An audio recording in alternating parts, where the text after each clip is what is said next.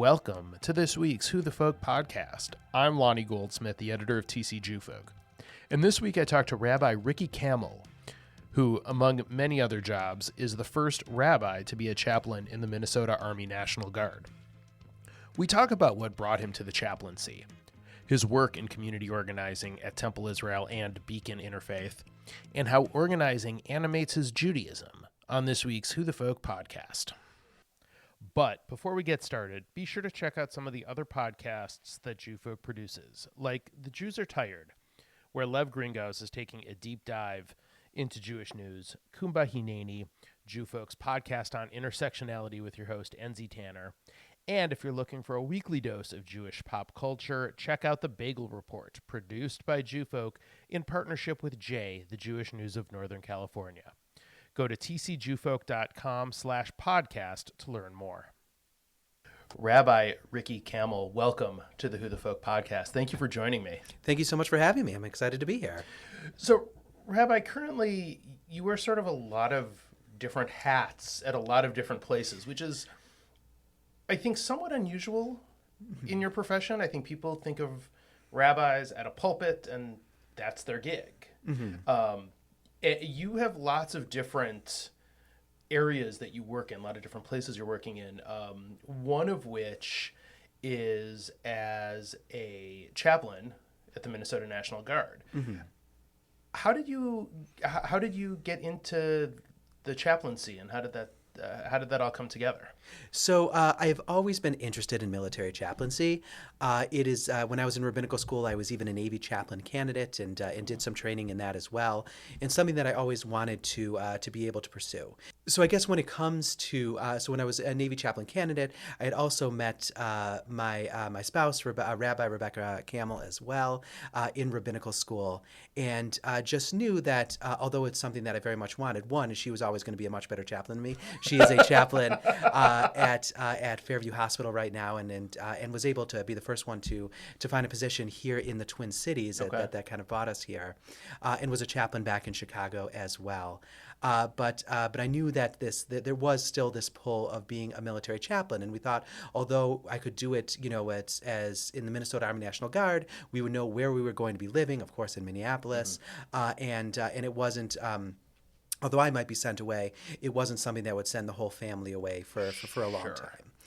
So it seemed to make sense as kind of a compromise, and of being able to be a chaplain in the Minnesota Army National Guard. So for people who don't know, myself included, what is a chaplain? I know the term, and I think so many times, like with the job your wife has, you associate with somebody who's in a hospital, or again, like I've heard of, I know of chaplains in military service, right? But how does, what is the role? What is the day-to-day? So a chaplain is really someone who provides spiritual care. We have, lots of different care that we can offer people, whether physical care, emotional care. There's also this spiritual care about asking, how are you when it comes to your own spiritual identity, and being able to help in that. And there's also a lot of other ways that chaplains can be beneficial in a kind of support team, in being able, again, finding that spiritual care, how that's able to be offered, but also being there as just someone to talk to, someone that, we can offer an ear, we can offer some sort of spiritual guidance in whatever way that might mean. But at least how I always see it, definitely in the Minnesota Army National Guard, there is a lot of things that everyone has to do. I am someone that there's no real agenda, there's nothing that we really need to talk about. You can come, you can talk to me, we can talk about whatever it is that you want, and I can be that ear, and I can be able, if it's something that you're interested in, also offer some spiritual guidance. But being able to offer that, I think, is something that I've always wanted to be able to do, also seen where I've needed it in the past as well, for someone that I could talk to, and I think an important role, in any support team is that chaplain, and that person who can provide that care. There's also a lot of being able to offer whatever religious traditions or observances that are needed are also something that's within the chaplain's role as well. So being able to find, for me, of course, offering Jewish services whenever those may come up. I've also, although it wasn't, a Jewish a religious exemption for a Jewish reason, I'm also the person that someone would go to, as well as their commanders, to talk about a religious exemption, and something that I would hear out as well. It's something that I've really enjoyed, being part of a battalion here in Minnesota, with such wonderful people that I'm already working with, and being able to find that I think that connection and relationship with all the people that are serving is something that I've always wanted to do. As I like to call it, serve for those who serve. And you're the first rabbi sworn in as a chaplain of the guard. So as far as anyone can tell, that is what I've heard. But right. as I like to say, whether I'm the first or the 1,000th, I'm just happy to be there in this role. As I'm the one that gets, I think, the benefit out of it, of being able to create these relationships. And so it's relationships, but it's not necessarily tied to religion so much as spirituality. Is sort of how I'm reading it, simply because it could be wrong, but I don't know if there are that many Jewish soldiers in the Minnesota Army National Guard. There are few Jewish soldiers, okay. or not as many as there are in other faith traditions. Sure. So although there is definitely part of my role of being able to make sure that those Jewish soldiers are getting everything that they need within services, observances, whatever it might be, it's every chaplain is a chaplain for all religions. Okay. And that's something that's so important. And every chaplain that I've met has held that very close to their heart, saying that no matter who you are, no matter what your religious identity, I am here for you, even if it's no religious identity. And is that something that sort of comes with the chaplaincy training? Yes. Okay. And there's a big training, and there are people who are great clergy people, mm-hmm. who are wonderful in their faith tradition, and coming to the chaplaincy, myself included, needing to learn how to make sure that we are always being as interfaith and multi-faith as possible. That's fantastic. That's a really cool opportunity that, to give yourself, to serve. Again, like you say, serve those who serve. Mm-hmm. What was it about the sort of adding the chaplaincy to rabbinic training that was an appeal to you? So there is, I think, a real connection and relationship that I think is very, one that I have felt in my growing up and me speaking to people who are chaplains or clergy, that I felt that I really wanted to be there for other people. So I knew, and we might get into a little bit, coming out of a wonderful congregation that I was in the Chicago area, knowing that organizing became my main passion. Okay. I was fortunate that organizing my congregation, in which I was in, was a great organizing congregation. We organized with, and when I say organizing, I mean we build together power to kind of change systems in our communities to make them better. Mm-hmm. And we organized with a couple of different organizing groups. I apologize, I'm going to say organizing a lot. If you saw my car, you wouldn't say I was organized, but that's what I'm doing, I guess. But I was fortunate to be, and I became a leader in a couple of different organizing groups that were organizing around different issues: immigrant justice, housing justice, mm-hmm. And actually so much that my last year there, one of the groups said, "Hey, we're going through some staffing changes. We know you have this interest. Why don't you work for us part-time?" And we worked it out with my congregation. They said, "We're going to buy this much time of Ricky's time," and it never, of course, worked out like that. I still just worked both jobs all the time. But either way, I was able to really get this experience that I loved, and said, this is what I think that I'm, there to do. How I want to live my faith values are in two ways. One, in being able to use the tradition to say, these are the things that we want to make better in our communities, mm-hmm. and always guided by my favorite Jewish commandments, or it's not just a Jewish commandment, my favorite commandment, I guess I could say. Love your neighbor as yourself, mm-hmm. or I won't get too much into to the Hebrew grammar specifics. How I like to translate it: act lovingly with your neighbor, for they are just like you, mm-hmm. And really going about and kind of changing our communities for the better. That's what I love about Judaism, is that I think everybody can interpret that statement however it sort of fits their themselves, how they mm-hmm. want to live Jewishly.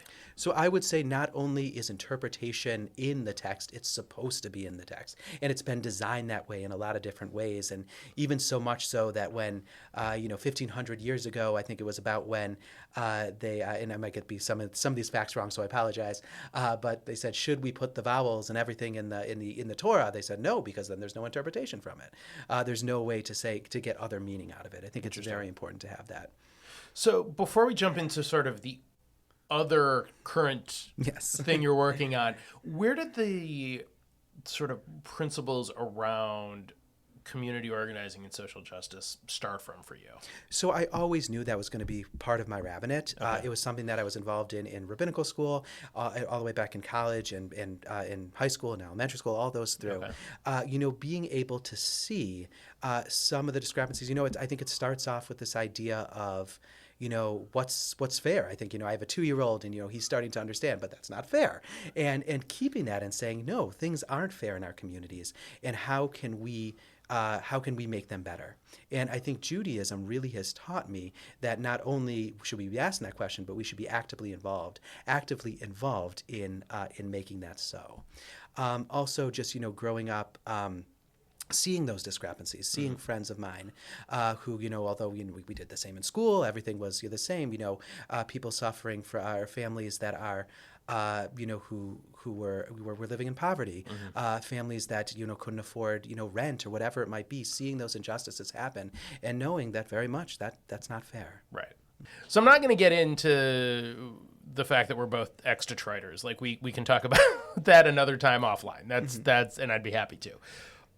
But growing up in Detroit, I grew up, and I'm sure you grew up seeing the sort of inequities in, and the disparities in communities, even, neighborhoods. Even once you get out of the city of Detroit itself into the suburbs, like you see that same kind of inequity, and I'm sure that. Coming from that background probably, animated even more of the passion of, social justice and this kind of organizing work.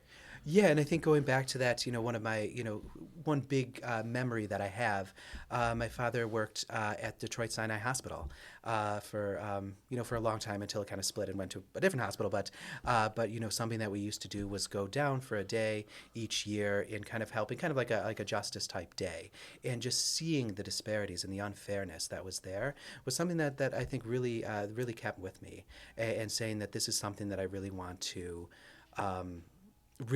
be a part of, and making our communities better, and especially in Detroit and in the Twin Cities too, how these housing issues especially, and when I know we'll get into housing in a little bit more, are really among racial lines, and how we can become a more equitable place in that sense too. So my father also worked at Detroit Sinai Hospital. So we're definitely gonna dive into this way more offline. Yes, we will. So one of the other areas that you're working in, I don't know if you have an official title, maybe the social justice rabbi at Temple Israel. Is there like an official title we're working on there? Or? So I've switched it a couple of times because I wanted something different, because I actually forgot what I said once and then I gave to another one. And every time I'll always ask Rabbi Zimmerman, the senior rabbi at Temple Israel, is this okay? And thankfully she always says yes, of course. So I think right now we're saying the organizing part-time rabbi. Okay. When I first got to the Twin Cities, I was fortunate that I had a little bit of a relationship already with Temple Israel, and I knew Rabbi Zimmerman, and she knew that I was interested in this organizing work. We took a little bit of a risk, I guess, in coming to the Twin Cities. We wanted this to be our home. This is where Rebecca, she grew up. This is where her family is, and we found, especially in that first year when our child was born, that first year of the pandemic, we wanted to be near family. I think that really showed us that. So we said, you know what, let's just go to the Twin Cities. And she was able to find a position over at Fairview Hospital working as a chaplain. Fortunately, I got some other education in my last congregation, where I got an MBA with some focus in nonprofit management. So I knew I could be at least a little versatile, just so I could find something. And I found something in fundraising right away, which was good, but it wasn't organizing. We always say organizing is organizing people and organizing money. I like the organizing people not as much as the money. Got it. But I was working for the Greater Twin Cities United Way, wonderful organization. Absolutely. And I also got a call from Rabbi Zimmerman, who said, hey, we need someone to work on our justice issues at Temple Israel. And they had some really wonderful justice groups that were working towards racial justice, immigrant justice, housing justice. And I said, okay, I would love to do this. So I was able to come in and help organize these groups. I think with many congregations, the pandemic kind of put a lot of these things on hold. Yeah. So I think both just at the, being fortunate that I came at, at this certain time and having such a great group of people already dedicated, I think there was a lot of energy around doing some things. So we were able to, in our immigrant justice group, we were able to, almost immediately bring in a refugee family that we could help support and be there in any way that we can, working with other organizations that are refugee resettlement organizations as another partner, and getting very close and building up that relationship with that family was really wonderful. We also, just with us in this last year, built upon a lot of the energy around reproductive rights and built a reproductive rights group. We have a sustainability group, knowing that, no matter what's going on, we need an earth to live on. Yes. So we want to make sure that we're involved in that work. There's someone who's very dedicated to gun violence prevention, and also starting to think about anti-Semitism and how a lot of these justice groups are intertwined in a lot of different ways. So have been fortunate that there's a lot of really great leaders out there and kind of starting not just, hey, here are these individual groups, how are we all working together to really build that power to change systems? And it sounds like you're really following the lead of the congregants that are passionate about these things, not you taking your passions to drive the direction that the agenda goes. So in my experience, the energy that people have around justice issues is the central thing that you need to find. Mm-hmm. I had an organizing mentor that said, what you really are is an agitator. You need to find what people care about that they really want to change. And whenever I have a one-on-one, one of a great tool that we have in organizing where we just sit down with someone, I ask, what makes you mad? What do you want to change in the world? And finding what that is. And it's not long after having some of those that you find that there is something that's bothering a lot of people, and that's where we come together and build that power to really change. If I will always be able to, and it's always going to come from Judaism. There's always going to be ways of doing this. There are, of course, certain things that if everyone's mad about, that there might be not the right thing to take. But but I always lead with that. Where is the energy? How can we build? Because that's really what's lasting, is building up leaders. That's really what. So you need to find what that energy is. And I think Judaism offers that great guide of saying, and these are the things that are really that really matter when it comes to housing, when it comes to immigrant justice. We always like to say, I forget exactly how many, but the most oft-repeated commandment, is love the stranger, the immigrant, the refugee, right, whomever it might be. So how are we living those values?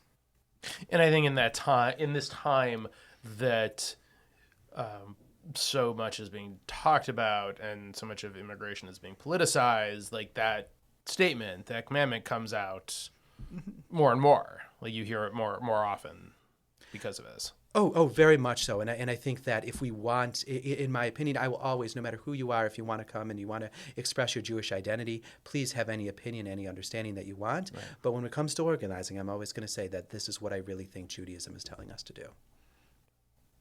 It's, an amazing way to look at it. And I think sort of the way that you're, if not 100% correct, certainly on the right path of that, is the number of Jewish social justice organizing groups and organizations around the country that are thriving. Mm-hmm. Not least of which our own Jewish Community Action right here in town. Oh, yeah. And been very fortunate, been able to get to become acquainted and start to learn more and more about Jewish Community Action, who's been a wonderful resource. I actually, although I do work with them a lot of Temple Israel as well, it's my other job at Beacon Interfaith Housing Collaborative that I'm also working with them too. So I get 2 times to work with the wonderful people at Jewish Community Action. Right, and it's funny because all of the areas that you mentioned that are important to you, housing, immigration, reproductive rights, all of those areas of social justice are all areas that you see JCA working almost never alone on, always in collaboration with other, multi-faith, multiracial organizations. Yes, and I think that, JCA does a really wonderful job of being able to do that. And I feel, and I always think of my role is how do we get the congregation, specifically Temple Israel, energized around these issues to come and be a part of that as well. So tell me a little bit about Beacon Interfaith then. Sure. So I guess we talked about the National Guard and Temple Israel. Those are both my part-time jobs. My full-time job is at Beacon Interfaith Housing Collaborative, where I am a congregational organizer working in both the Western suburbs in Scott and Carver County. Okay. And Beacon Interfaith Housing Collaborative, right in the name, is a collaboration of interfaith communities that are there to build deeply affordable housing. And that's really what what we try to do. And taking these same ideas that I was talking about with Temple Israel, and it's actually through Temple Israel and their housing justice group that I got to know Beacon. And that was, and they said, oh, hey, we have a congregational organizer role. Unfortunately, I was able to get it about a year ago and work with a really wonderful team. Funny enough, everyone there is wonderful, but there is a good handful of clergy that work there as well. So I think it's a common thing that clergy might say, hey, I want to go into organizing. It's a great collaboration of congregations that really come together and say that we want to build that deeply affordable housing. And it started with a church, Plymouth Church in Minneapolis, that said, hey, we want deeply affordable housing, and coming out and saying that and building a building for that deeply affordable housing, and the fight that kind of happened over that last year. Right. Or that next year after they started saying that's what they wanted to do. Right. Mm-hmm. In addition to kind of the actual building of deeply affordable housing, when we bring communities together to help create relationships with our legislators, at the city level, the county level, and the state level, we also are starting to be involved in some policy work as well, and and actually not just recently over the last number of years. And I've heard a bill that we're behind called Bring It Home Minnesota that would offer a lot more in rent subsidy. And actually just yesterday was at the Capitol rallying for that, where we brought over 200 leaders to come and in the rotunda to talk about deeply affordable housing. That's amazing.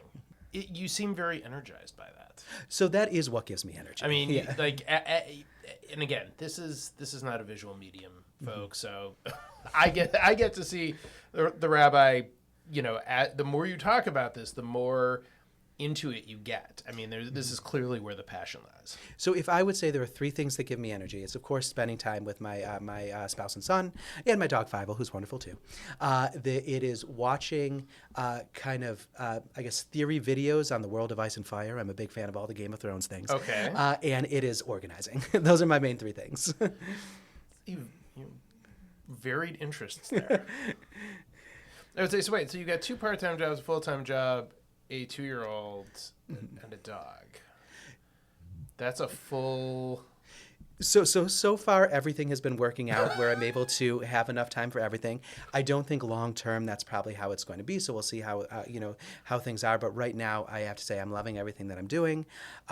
We are at a time that, again, fortunately, also in coming to the Twin Cities, it's also been so great having family. Having grandparents nearby is so amazing, and just happen to say, my in-laws are wonderful. All the Machatonin are just, it's wonderful and beautiful as can be. So just a great relationships all around. But of course also want to be there for everything that I can be for my family too. Right. And as we say, just kind of going over the schedule each week to make sure that we're trying to have everything even and scheduled. But I will say there are a lot of evening meetings. It does give me energy, but also always trying to find time to make sure that we can be a family and everyone feels supported. Yeah, that's always the hard part of two busy working parents with when you have a kid is trying to it's the calendars are key and figuring out how to make all those things happen. Mm-hmm. I don't do too much marital counseling before weddings, but as I have before, as at least all rabbis are kind of trained in that, and that's one thing that I always pull out. I say a budget and a calendar are they seem basic, but they're some of the two main things that you need to have. So now that you've had some time away from the pulpit rabbi role, do you miss it? So there are definitely certain aspects that I do miss. One of the things is the reason why I'm in the Minnesota Army National Guard, and that's that chaplain spiritual connection that I have with people. So I do have that.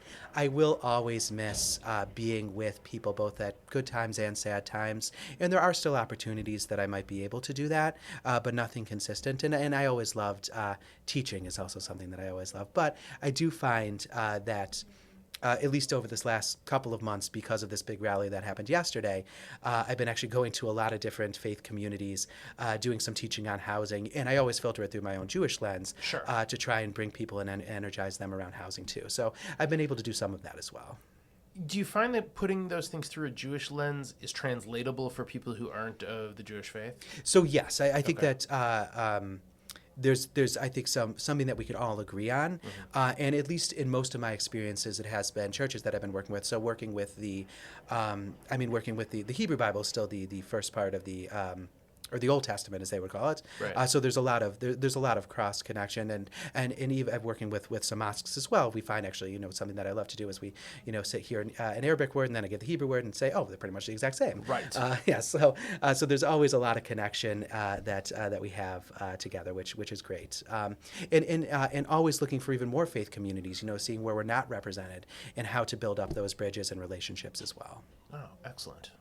That's great. I mean, it's great that it's you find partners, and it's a broad-based, again, multi-faith, multi-religious, multiracial coalition is what brings these things home, hopefully. It's something that I always want to make sure that we're always learning and growing. As we talked about, I always find that energy with people at the synagogue in wanting to create this change, but we always think about how can we be doing it better, how can we be doing it more equitable, and what do we need to learn or understand about the issue that we just don't have the perspective for yet. Yeah. So those are always questions that we're asking.